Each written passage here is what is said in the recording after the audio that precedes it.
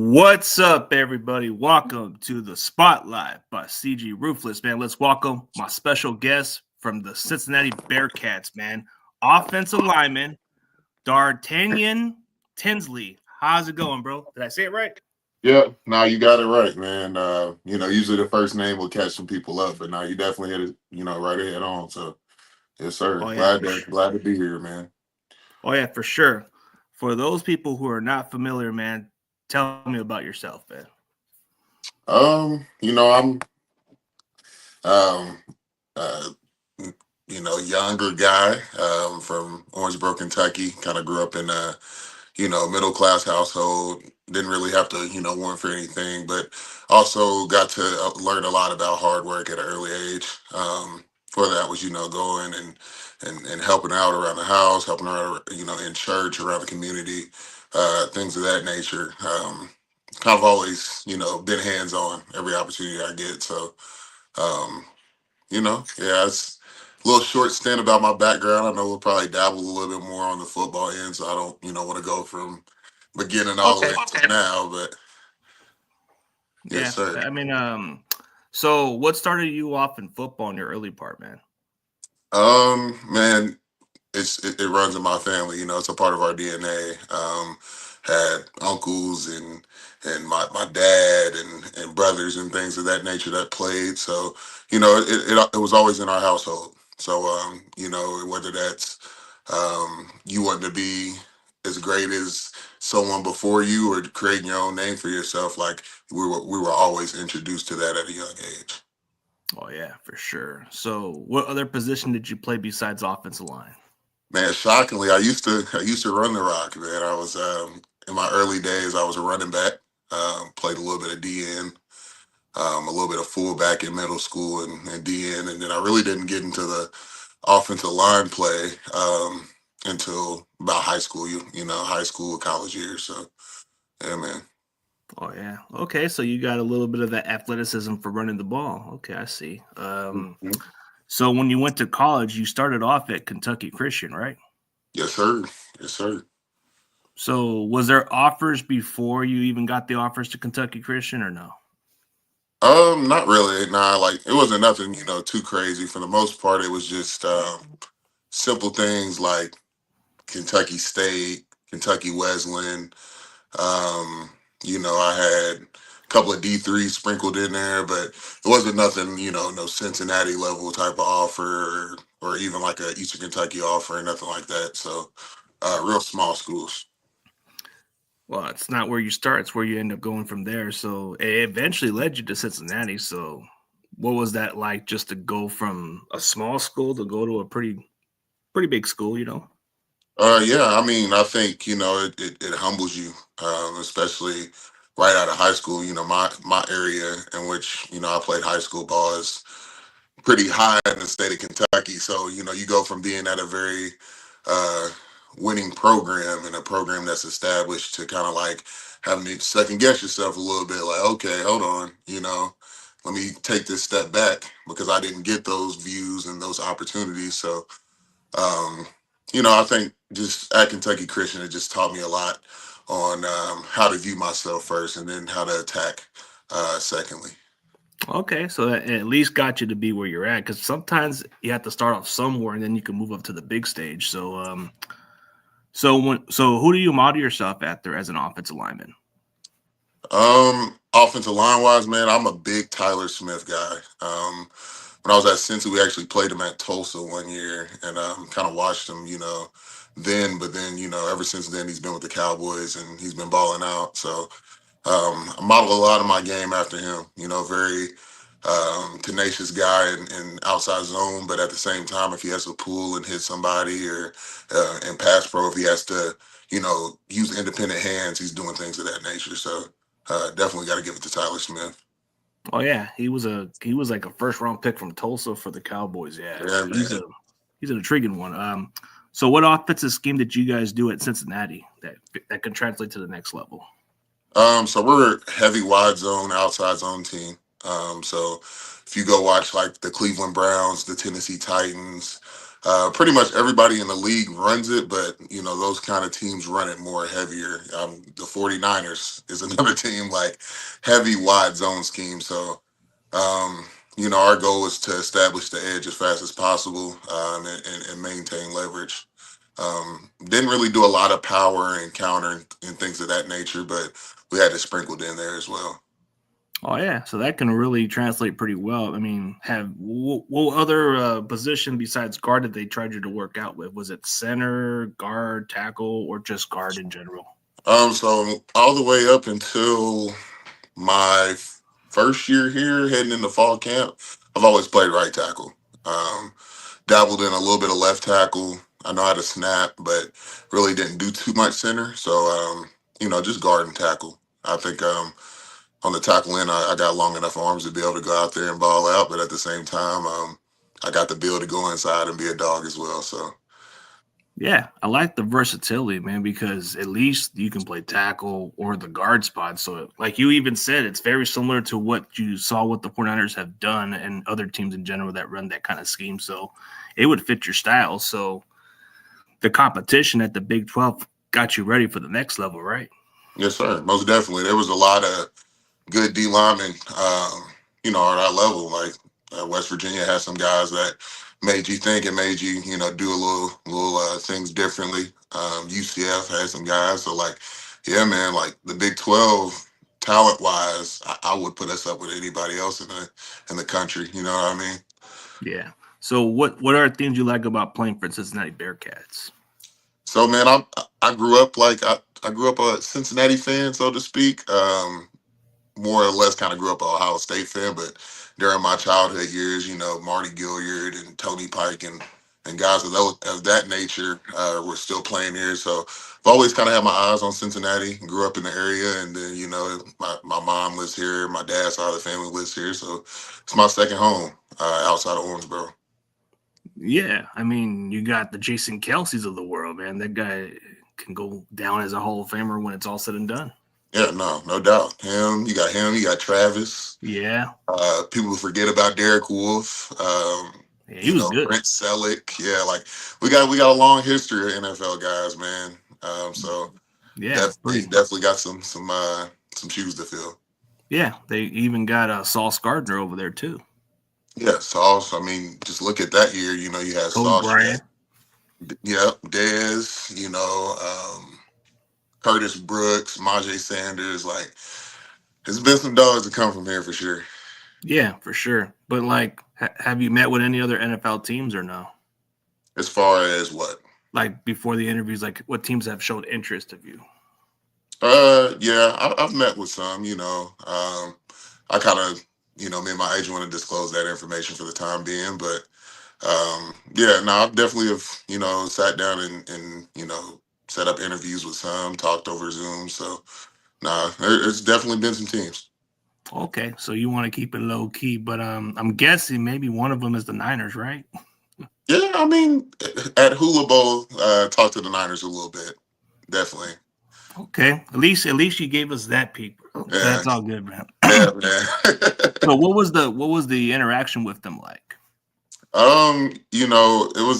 It was a lot of teams that I met with during that time period, but just from my brief stint of meeting with the Niners, I think it was a lot of talk about like first, on a human level, like I wanted to get to know him, he wanted to get to know me, but at the same time, like I wanted to question like, what is his philosophies and when he's looking for an offensive lineman versus, a different position. So had a great conversation on that home front, and then it kind of just meshed into the offensive line scheme and how you would read a defense and how you would block up outside zone to the left or outside zone to the right versus a over or under defense. So it was a very interesting and intriguing conversation we had for Oh, sure. yeah, it sure seems like it because you just said the scheme kind of relates to it, so it's gotta. But what was the experience just playing both tackle and guard? What gives you the challenge, and what's the difference of how you adjust to it? Um, I think when you playing guard, it's condensed. It's not a lot of open areas, not a lot of space. So you got to be real quick with your movements. You know, you got to get hands on right away. You can't be a second late, which, you know, if you are, it might lead to you getting drove back 5 yards versus you driving another guy back 5 yards. Um, and then, you know, at tackle, it's your island. 9 times out of 10, a lot of the times it's your island unless you're working a double team with a guard or a double team with a tight end. So I think it's really just that idea of space in the area between the two positions. I think at the end of the day, you still got to be nasty to play both. Yeah. Um, Maybe you got to be a little bit longer to play tackle than you do guard, but yeah. Yeah, I think at the next level, you would probably just be you're more than capable to play those spots. So I don't think it matters where you play at regardless, huh? Nah, man, I'm a ball player at the end of the day, wherever you need me. So yeah, Yeah. if a coach called me in and said, we need you to play center, I'm a center. They said, we need you to play guard, I'm a guard. We need you to play Yeah. tackle. You do pretty well. So just for those 32 teams, why should they draft you, man? Um, I think it comes down to who I am as a person first and foremost. I think I'm a great culture guy, whether that's a culture that's established or a culture that still needs to be built. You know, I'm all about either turning the thing around or keeping the thing going. And I don't mind to learn. I feel like it doesn't matter how good you are, or how old you are. You can never be 100% perfect on the idea of learning football. So I love the game enough to just go in and be a sponge and learn from the guys under me. And at the same time, man, it's big to me. You know, there was times where I might be a little hurt, but it's just the idea of getting to be out there with your brothers that keeps you, you know, coming to the game of football. So I think you're getting like um, a real well put together guy that's going to come in and bust his ass from day one. So that would be my campaign to teams. Oh yeah, for sure. So let's say you go to the Bengals. What kind of veteran offensive lineman would you want to pick your brains on so you can get ahead of the game a little bit? Because I know for these rookies, they got to learn from some veterans. Yeah, no doubt. It's funny you said the Bengals, like, so, you know, not to get off topic too much, but my former coach at Kentucky Christian was an assistant line coach for the Bengals. So, you know, he still kind of has some connections there as far as, you know, what schemes and stuff they run. Um, and that just made it cool just to think about. But somebody there, you know, you got Orlando Brown, you got Trent Brown, um, Ted, I might butcher his last name, but center. I was just gonna say 61, the center. I'm not gonna butcher his name on live, but those guys have played a lot of snaps. They've been in the league for a minute, so I think I could pick out either one of those three and just, you know, kind of pick their brain and get it down to a science on how they think. Oh yeah. See, I like the answer. I like the way you're kind of presented because you didn't want to butcher it in any other way, but you know he's good at the next level. So, Yeah, definitely he's a dog. We watched this film for sure. oh yeah, for sure. So let's see. So, what was the toughest defensive player you faced at Cincinnati? Like just competition wise, who was the toughest defender you faced? Can it be on my team, or does it have to just be somebody from the Big 12? Well, you could have one on your team because I'm more intrigued with that guy next year. But if we're going by your competition, like competitor wise, I gotta say both. You can just choose whatever one. Well, you know, I got to give my guy Dante Corleone his flowers for his size and you know the way he thinks. He moves phenomenal. Um, he's a big guy that's strong as well at the point of contact, whether that's him bull rushing or working a move. So I got to give him his flowers for sure. But as far as you know, the teams that we faced, I have to say Sean Martin from West Virginia. Um, You know, he's a guy that's pretty long and linky like myself, but he knew how to use his hands well, you know, very well. So it kind of made you mix up how you approach pass pro and how you approach, you know, run blocking and outside zone. So definitely have to say him too. Yeah, especially how you just said Corey Long. How does he prepare you like from going like from competition wise? Because I mean, going against somebody of your best defender, bro, it had to make you the best competitor as wise, right? Oh, most definitely. Most definitely. Iron sharpens iron. That's like one of our standards. So, um, I mean, we've seen it on tape. Um, the man's talented. I'll just leave it at that. 6'2", 330, and he can move as if he's a DN. So I don't think I gotta say too much else after that. Yeah. Like And you can't say too that's much what I'm about it, but saying. at least He's he makes you literally a better. dancing bear, so he's gonna make you think. Yeah, he's gonna make you better at the end of the day. So, Mhm. oh, here's a good one. If you can pancake one NFL opposing D tackle or DN or pass rusher, past or present, who would it be? If I can pancake, Yeah, if you can pancake any other defender. I mean, I think if you play this game and you're a guard, you're past or present, it could be anybody. You gotta go Aaron Donald, man. You got to. I mean, he's a guy that was requires 3, 4 guys on the line. Like he's literally that talented. So if you get an opportunity, man, to pancake somebody like that, that's somebody you put on your wall. You frame that picture. So I got to go Aaron Donald. So he goes to the Hall of Pain a little bit. Hey, we're gonna get a nice seven Yeah, by ten wall poster. We're gonna stick it up in the office for sure. So yeah, just like the Mark Carey man, welcome to the Hall of Pain or something. yes, sir. Um, this is probably the most intriguing part about the number you wear, dude, because I wear that in school back then. I wear that during my pros, like semi-pros and all that. But why does 54? Why'd you pick 54? Is it just something unique for you or what? Yeah, like for me, most definitely it's unique. Coming into high school, my first number was 54. The person before me that wore it was very talented at our high school, and I kind of looked up to him a little bit. So I'm like, that's going to be my number. And then, you know, I really haven't, outside of that, I haven't had anybody in my family or anybody wear it. So it was the idea of creating my own legacy as well, that made it stick out. Like that's my number. It's going to have Tinsley on the back of the jersey, and, people are going to remember it for that. So. Yeah, that was like the number I got as a sophomore throughout my playing days. So it was like, Beams, we're connected. Beam, yeah, just like 54. that. I mean, I played D line, or I even had to play some offensive line at times. But in the semi pros, we had to play both sides, so one or Right. the other. But Yes, sir. I did whatever was necessary. If they needed me to play some D line, I go out there. If they need me to go play some center, I'll go do it. Right. But hey, those days are behind me, man. Injuries after injuries, man. It just is what it is. Right. Yeah, man. It's life. Oh, this is something that I'm pretty sure you're more adjustable when it comes to something like this. Like, what tools and technique do you use to anticipate and react to defensive front switches, blitzes based on your film analysts? That's a great question. It just depends. Because like you said, defensive front switches, I mean, on that end, that it's bigger than just one person. At the end of the day, all five have to think as one brain. So and the idea of that, usually your center is going to be the guy that controls it, but you guys have to be on the same level and on the same chemistry to be able to communicate that. So, to just give an example, we had a team like Kansas State or Iowa State this year that would switch from a 3 down to a 4 down.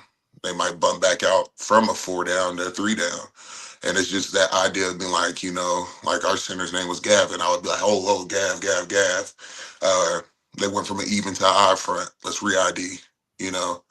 Um, and then as far as the blitzes go, like every defense is readable, especially on the idea of being able to read the triangle of the safeties. So if it's a one high look, we're looking at a cover one, a cover three, a cover one man, something along those lines. If it's a too high look, we're looking at a cover four, cover two. Then you can sprinkle in with the one high safety. You can sprinkle in like your cover sixes, your cover nines, things of that nature.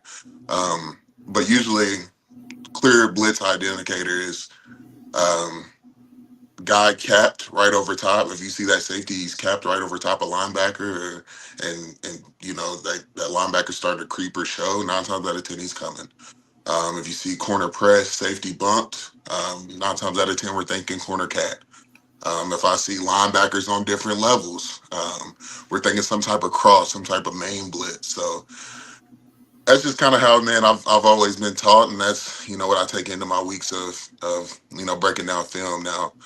on the NFL level, it gets even more interesting. So, Yeah, it does. yeah, I'm definitely looking forward to the challenge of being able to read my guys' defense. Like, you know, my dog out there in KC, Spagnola be dialing it up on third down. So just being able to find those key indicators is going to be fun. It's definitely going to be something Yeah, that's going to be interesting to look at.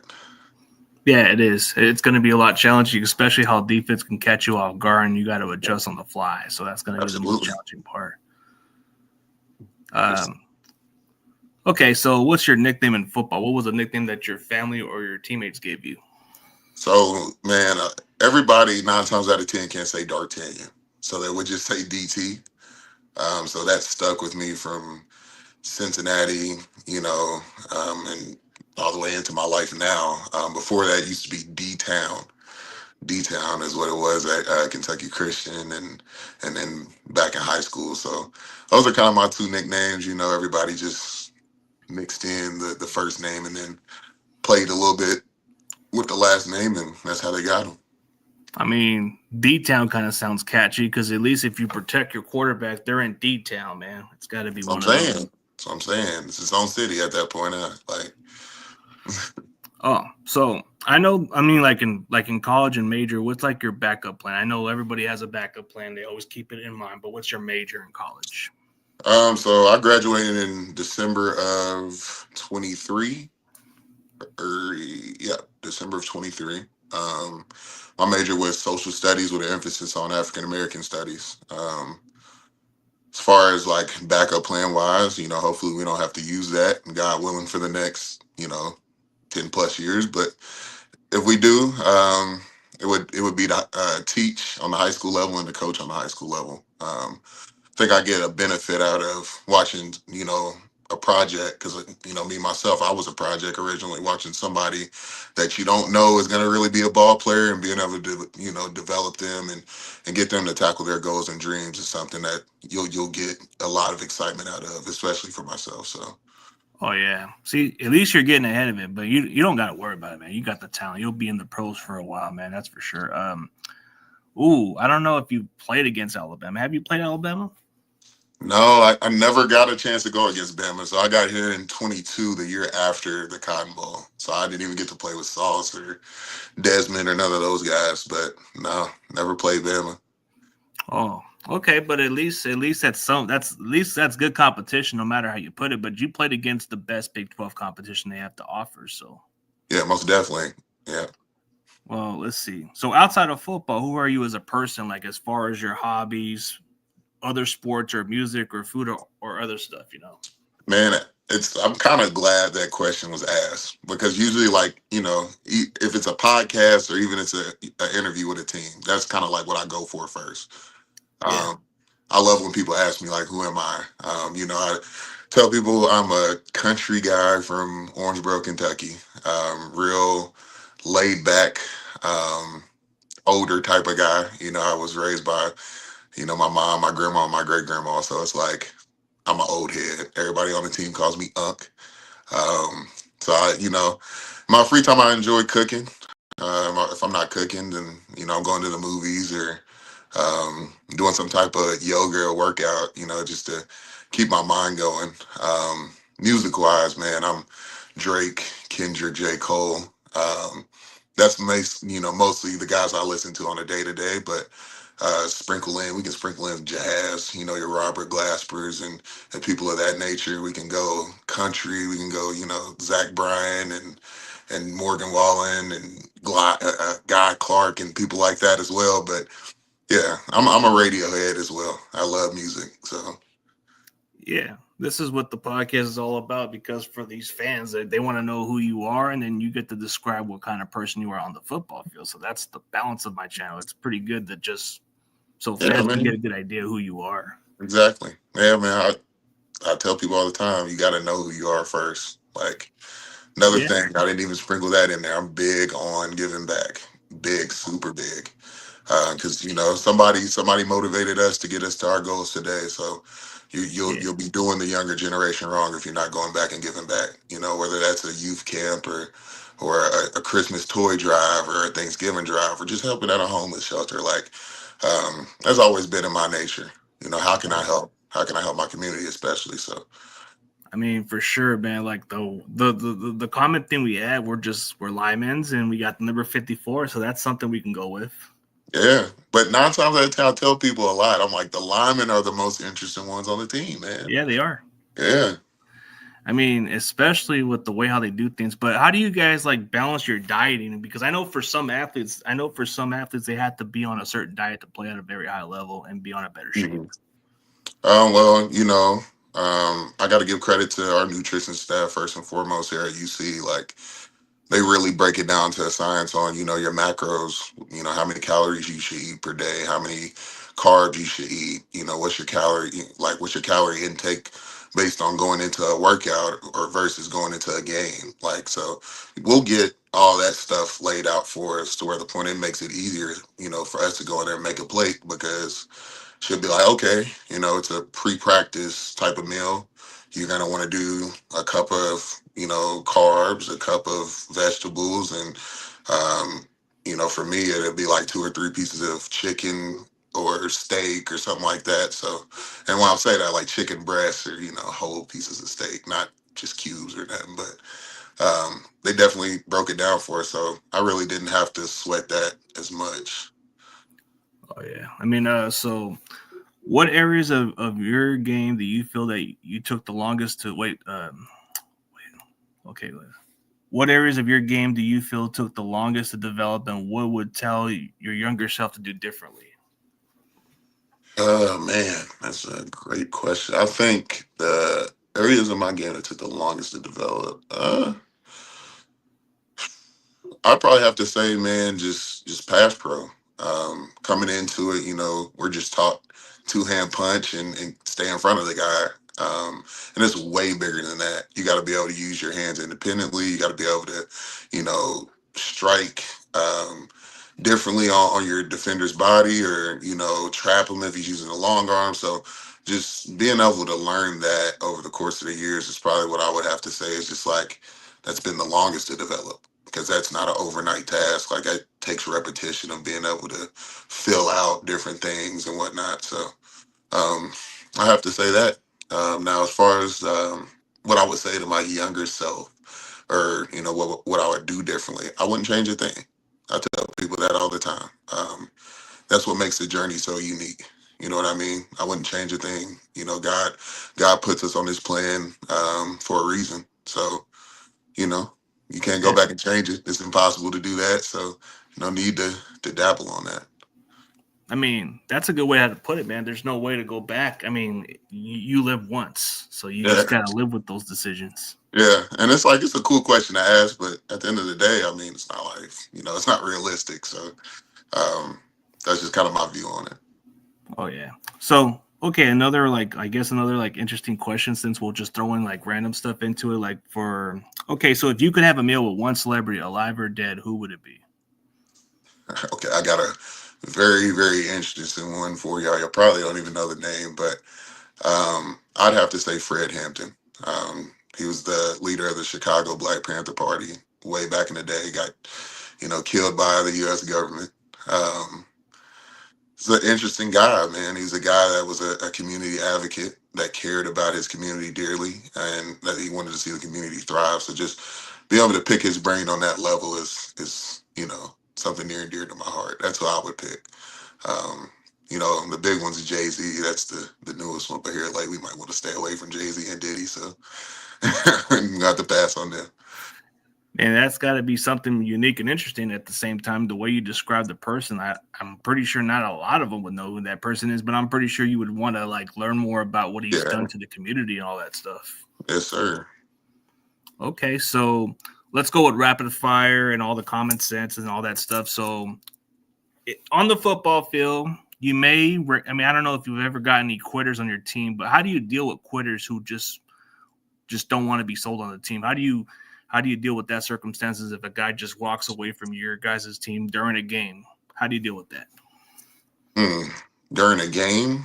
Yeah, like let's say it's whatever quarter. Like let's say we need him to go out there and he refuses because the coaching staff replaced him and he didn't like his role or something like that. He was just complaining about his role and didn't like it. Well, I would say that communication is key first.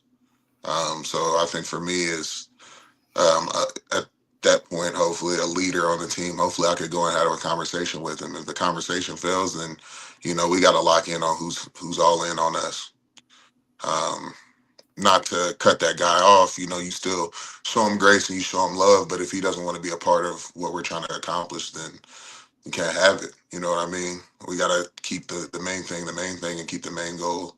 Um, so yeah, man, that's kind of how I deal with that. Now, if he's quitting for like he just doesn't love the game anymore or something of that nature, then I would try to set up different things and challenge him in different ways to find his love over again for the game of football. So Yeah, that's definitely understandable to put it that way. But let's say it's a heat of the moment for you guys in the sidelines. Let's say your quarterback and wide receiver are just not on the same page and it's coming mhm. into an altercation. How do you deal with it as a leader or offensive lineman? How do you deal with that situation? um, I think at that situation, you look at both parties, you hear both parties out, but you tell them the pros and cons of what they had going on. So let's say they're beefing and their miscommunication is because of one guy getting the ball and the other guy's not.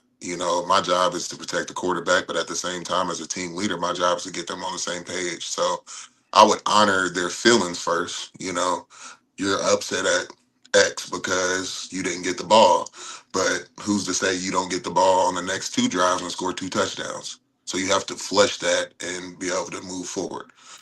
Because at the end of the day, we're trying to win ball games. And if there's the quarterback upset because, let's say, a guy dropped the ball, like it's still the same process. He has to be able to flush that.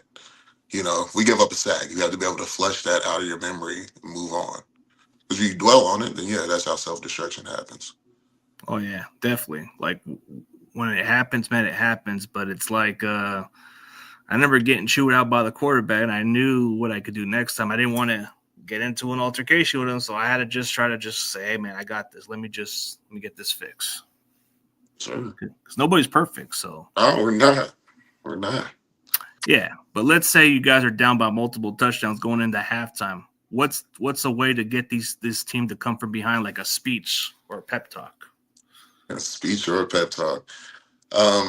I think what I like to use a lot of the time is the adversity that you face when you're going through through training camp. When it's hot out and you really don't feel like doing things, but you found a way to get through that, right? So I would mix that back in. Guys, we've felt adversity before. We're currently in adversity right now. We're down by multiple scores. We don't like how it feels, but you know we found a way to get through the difficult parts of the fall camp, training camp. So who's to say that if we don't link and think on one accord that we can't get out of this? Something around that nature. Now I could be a whole lot more passionate on here, but we ain't got to do that. We ain't got to do that. So Yeah, gotta have that fire, man. Like the game ain't over. It's only two yeah, quarters, man. You gotta, nah, man. I mean, Brady and them came back down from 28-3. So like, yeah. anything is possible. It's all about Anything's, mindset. yeah, anything's possible. All right, I'll answer Grant Dyer's question, then I'll do the other one. I guess he's asking, what is your favorite dinosaur? Favorite dinosaur. Man, he got me there. I don't really know too many. I'm gonna just be basic. I'm gonna go T-Rex, but yeah, that's what I'm saying. I don't know it enough about him, so I'm not gonna sit Yeah, here and it's come all up with good, one. man. It's all good. But Yeah. has there been any other NFL players who've reached out to you and gave you advice for the next level? Yeah, I would say former guys that played at UC that are moving on and doing great things have offered a lot of great advice. You got that, and then I know a couple other people, but yeah, I've gotten some advice from some people for sure. Oh yeah. So for your entire years in college, man, it's starting to pay off. But what do you take away from all those years in college that you want to improve on going into the NFL? Um, I think I take away from watching the development of myself, just looking back and watching the film through the year. whether that's me as a young freshman at KCU that really didn't know that much about the game of football, or me now where I'm at, where I do know a lot of ball, but at the same time, I can still improve on field. Like, I can improve in run blocking and in pass pro. So I just sit back and I honor the growth that I've made, but at the same time, looking forward to the next chapter and seeing what I can learn on this next level.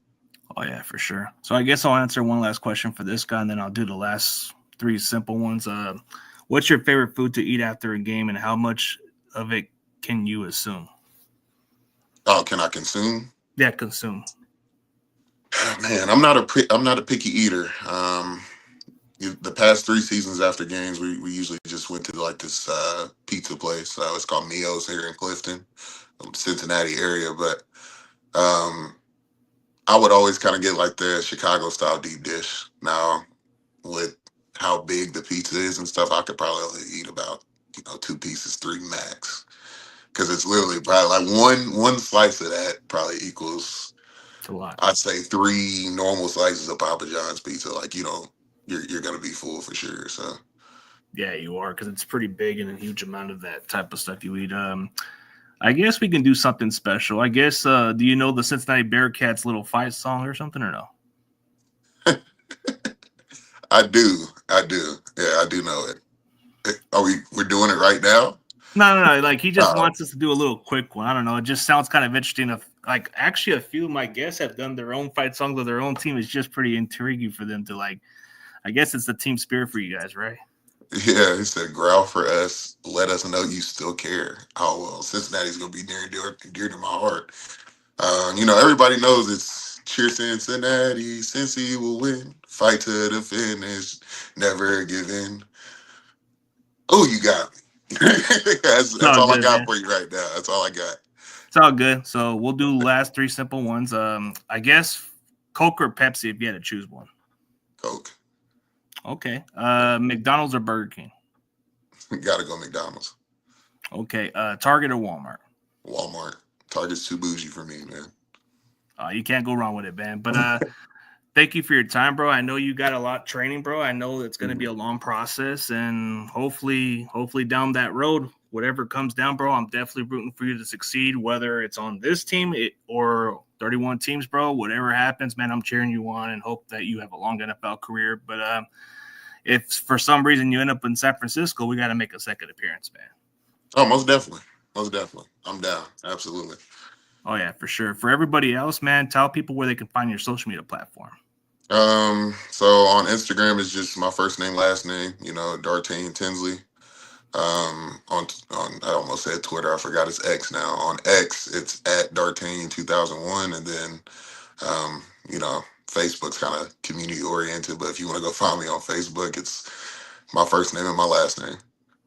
Oh, yeah, for sure, man. And for everybody else, man, this is Cincinnati Bearcat offensive lineman. Should I say Sir. tackle or guard, man? This is D-Town, man. This is his town, and nobody's going to mess with his quarterback. Yes, sir. Just let it be known. Yes, sir. We don't play about QB1, so.